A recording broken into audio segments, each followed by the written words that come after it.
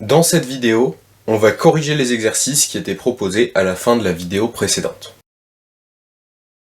Premier exercice, c'était de simplifier des fractions. Par exemple, 260 sur 130, on va essayer de chercher un diviseur commun à 260 et à 130 pour pouvoir simplifier. Par exemple, on voit que 260 et 130 finissent par un 0, c'est-à-dire que c'est 26 fois 10 sur 13 fois 10. On peut donc simplifier les 10 et avoir 26 divisé par 13. Quand on a 26 divisé par 13, en fait c'est pas fini parce qu'on peut remarquer que 26 c'est 13 plus 13, c'est-à-dire 13 fois 2. Donc on a 13 fois 2 sur 13, qu'on pourrait écrire 13 fois 2 sur 13 fois 1, ça nous donnerait 2 sur 1, et divisé par 1, ça revient à ne rien faire, c'est-à-dire que ça donne 2. On aurait pu remarquer dès le début que 260 sur 130, c'est 130 fois 2 sur 130, et donc que ça donnait 2. Ensuite, moins 36 sur 48. Alors, le moins, on va pas pouvoir le toucher, on sait juste que le résultat sera négatif. Et ensuite, 36 sur 48. Alors, on peut peut-être directement voir des grosses simplifications, mais imaginons qu'on n'en voit pas. Ce qu'on va pouvoir faire, c'est dire « Ah, les deux nombres sont pairs ». On peut donc diviser par 2. Donc 36, c'est 2 fois 18. Et 48, c'est 2 fois 24. J'aurais pu écrire 18 fois 2 sur 24 fois 2 et barrer les deux. Je ne l'ai pas écrit pour aller un peu plus vite. 18 sur 24. Les deux sont encore une fois des nombres pairs. Donc on peut encore simplifier, ça va nous donner 9, moins 9 sur 12. Moins 9 sur 12, 12 il est pair mais 9 il est plus, donc on peut plus simplifier par 2. Par contre là on peut voir qu'on peut simplifier par 3. En effet 9 c'est 3 fois 3 et 12 c'est 3 fois 4. On n'oublie pas le moins. Et on peut donc simplifier par 3, ce qui nous donne moins 3 quarts. Moins 3 quarts, si jamais on voulait un nombre décimal, 1 quart c'est 0,25 ou 25%, donc 3 quarts c'est 0,75, ici on a moins 0,75. Dernière simplification, 126 sur 756. Alors là, pour voir une grosse simplification d'un coup, il faut être très très à l'aise en calcul mental. Donc on va imaginer qu'on voit juste peut-être que les deux nombres sont pairs. Les deux nombres sont pairs, donc on va pouvoir diviser par 2. 126 c'est 63 fois 2. 756 ça va être 378 divisé par 2. Très bien, maintenant qu'est-ce qu'on peut essayer de faire? On peut se rendre compte que donc, les nombres ne sont plus divisibles par 2 parce que 63 c'est impair. On va essayer de diviser par 3. 63 ça va être divisible par 3, parce que c'est 21 fois 3. 378, pour le voir, on peut se rappeler de la règle qu'on voyait en primaire. 3 plus 7 plus 8, ça fait 10 plus 8, ça fait 18 qui est multiple de 3. Donc il est divisible par 3. 63, c'est 3 fois 21. 378, ça va être... Donc 300, c'est 3 fois 100. Il reste le 78 à diviser. On peut poser la division si on s'embrouille un petit peu. Ça va donner 3 fois 126. Donc on a 21 sur 126. Rebelote, on peut encore diviser par 3. On a 3 fois 7 en haut. Et en bas, on a 126. Ça va être 42 plus 42 plus 42. Donc on a 7 sur 42. Et là, c'est pas totalement fini, puisque 42, c'est 6 fois 7. Donc on a 7 fois 1 en haut sur 7 fois 6, qu'on peut simplifier en 1 sixième. Peut-être qu'on aurait pu voir directement ici une simplification par 6 ou par quelque chose d'un peu plus grand, ou là une simplification par 9. Moi ce que je conseille de faire, c'est toujours de faire étape par étape si on n'a pas de calculatrice sous la main, parce que on s'en sort toujours. Donc ça c'était pour les simplifications. On va pouvoir passer maintenant aux additions. Alors 2 treizièmes plus 9 treizièmes. Ici c'est facile, on a des parts d'un gâteau coupé en 13, avec d'autres parts d'un gâteau coupé encore une fois en 13. On a juste à ajouter le nombre de parts, c'est-à-dire 2 plus 9 sur 13, c'est-à-dire 11 sur 13. Deuxième exemple, 1 cinquième moins 3 quarts. Alors, là, 5 et 4, c'est pas les mêmes dénominateurs. On va chercher un multiple commun à 5 et 4 pour avoir un dénominateur commun. On n'en voit pas un évident, donc on va juste prendre le produit des deux dénominateurs. Donc on avait 1 sur 5, on va multiplier par 4 en haut et en bas. moins 3 quarts, on va multiplier par 5 en haut et en bas. Et comme ça, en bas, on a 5 fois 4 d'un côté et 4 fois 5 de l'autre. Même sans le calculer, on sait que ça fera la même chose.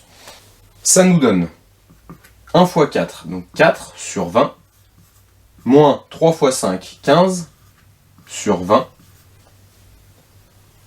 ce qui donne finalement 4 moins 15, c'est-à-dire moins 11 sur 20. Une remarque sur cet exemple, c'est qu'on aurait pu aussi s'en sortir autrement si on est à l'aise avec les nombres décimaux. 3 quarts, c'est 0,75. 1 cinquième, c'est 2 dixièmes, donc c'est 0,2. On a donc 0,2 moins 0,75, ce qui va donner moins 0,55. C'est bien la même chose qu'ici, puisque 11, si on le divise par 2, ça fait 5,5. Si on divise ensuite par 10, ça fait donc 0,55. On retrouve bien donc moins 11 vingtièmes, c'est-à-dire moins 0,55. Enfin, dernier exemple, moins 45 sur 30, plus 1 sur 14. Encore une fois, on n'a pas les mêmes dénominateurs, 30 et 14, donc on va devoir chercher un dénominateur commun. Plutôt que de partir tout de suite sur 30 fois 14 et donc d'avoir un calcul du type 45 fois 14 qui serait abominable à faire, on va commencer par voir si on peut pas simplifier. Par exemple, 45 sur 30, 45 sur 30, ça a l'air de se simplifier. En fait, 45 sur 30, on peut soit simplifier par 5 puis par 3, soit on peut directement voir qu'on a 3 fois 15 sur 2 fois 15, donc ça vaut 3 demi ou moins 3 demi si on prend le moins qui était là. Moins 3 demi plus 1 sur 14. Et là maintenant, 14 c'est un multiple de 2, donc en fait plutôt que de prendre le produit 2 fois 14, on va juste pouvoir transformer cette fraction sur 14. Moins 3 demi, si on veut arriver à sur 14, il faut multiplier par 7 en bas, donc on va multiplier par 7 en haut. On a donc moins 3 fois 7 sur 2 fois 7 plus 1 sur 14, ce qui donne moins 21 sur 14 plus 1 sur 14. Ce qui donne moins 20 sur 14. Et là, moins 20 sur 14, on peut le simplifier. C'est toujours un bon réflexe à prendre de tout simplifier. Ça permet d'éviter des calculs affreux comme celui qu'on avait vu tout à l'heure. Ça donne donc moins 10 sur 7. Troisième exercice, on va calculer des multiplications de fractions, des produits de fractions. 4 tiers fois 5 septièmes, pas besoin de réfléchir. On va multiplier les numérateurs ensemble et multiplier les dénominateurs ensemble. Ça va donner 4 fois 5 sur 3 fois 7, c'est-à-dire 20 sur 21. Ensuite, 8 fois 11 quarts. Alors là, ce qu'on a dit, c'est que 8, on peut le voir comme 8 sur 1, ce qui fait qu'on va avoir 8 fois 11 sur 1 fois 4, et le 1 fois 4, en fait, le fois 1 n'apporte pas grand-chose, donc ça donne 8 fois 11 sur 4. On pourrait le calculer, avoir 88 sur 4, et après 88 sur 4, peut-être qu'on va pouvoir le simplifier. Sinon, ce qu'on peut voir, c'est qu'on a 8 divisé par 4, c'est-à-dire qu'on a 4 fois 2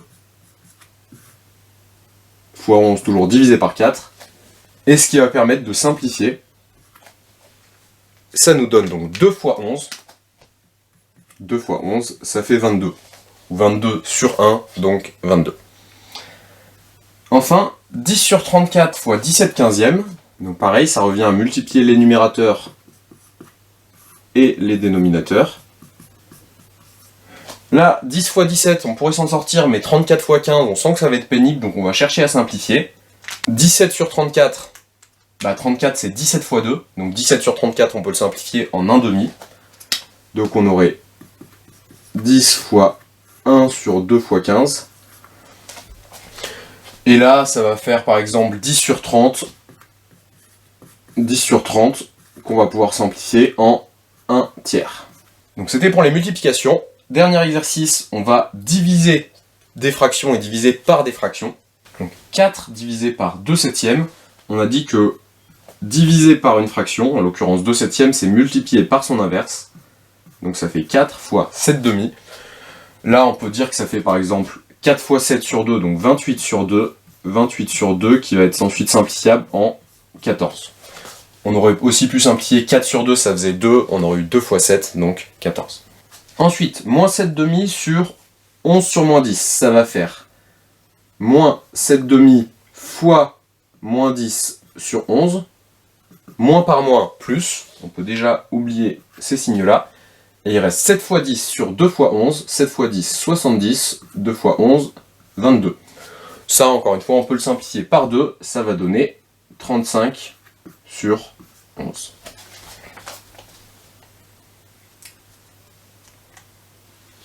Troisième exemple. 4 demi divisé par 7. Là, il y a deux manières de faire. Soit on dit c'est divisé par 7 sur 1 et ça va nous donner 4 demi fois 1 septième, etc. Soit ce qu'on peut voir, c'est que 4 sur 2, bah ça fait 2. Donc on aurait pu directement dire que ça faisait 2 septièmes. Si on pousse le calcul ici jusqu'au bout, on va avoir 4 sur 14 qu'on va simplifier en 2 septièmes. Et j'en profite pour faire une remarque. 4 divisé par 2 divisé par 7, c'est pas pareil que 4 divisé par 2 divisé par 7. Il faut faire attention, où est-ce qu'est la grande barre de fraction, où est-ce qu'on a des fractions, est-ce que la fraction qu'on voit c'est 4 demi ici, ou est-ce que c'est 2 septièmes, parce qu'on voit que ça donne pas le même résultat. Dernier exemple, moins 5 sixièmes sur 23 sixièmes. Alors, en le disant à l'oral, on reconnaît, on entend des sixièmes ici, des sixièmes ici, on peut en fait déjà simplifier. Imaginons qu'on ne voit pas la simplification où on barrerait les divisés par 6. On va avoir moins 5 sixièmes fois l'inverse de 23 sixièmes, c'est-à-dire 6 sur 23.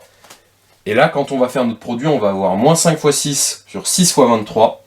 On va pouvoir simplifier par 6. Ça va nous donner moins 5 sur 23.